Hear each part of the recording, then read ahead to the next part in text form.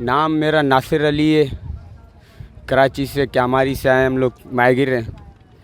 Sir हम लोग तो कल आए हुए यहाँ पे, काम बोटे यहाँ पे उतारी, तो हम लोग का काम बोटों का काम आज चालू नहीं हुआ था। तो वहाँ पे हम लोग कैंप के इधर खड़े हुए थे, तो एक नेवी वाले अफसर आए, बोला यार इसमें से आप लोग कापेट ड्राइवर कौन है? तो मैंने बोला ड्राइवर हम लोग सब है। तो उसमें से हम लोग 2 बंदों को ले गए, बोला ये आप, हम लोग 2 ही थे, बोला आप 2 बंदे चले, सिर्फ एक पेट्रोल और हम लोग सब दे रहे हैं, सिर्फ आप जाएं इनको और पहुंचा के मंजिल पे, जो दूसरे आ रहे हैं उसको लेके आए। हम लोग गए थे सर वहाँ पे, यहाँ से कम सर 1.5 से पौने 2 घंटा चलते हैं लगातार।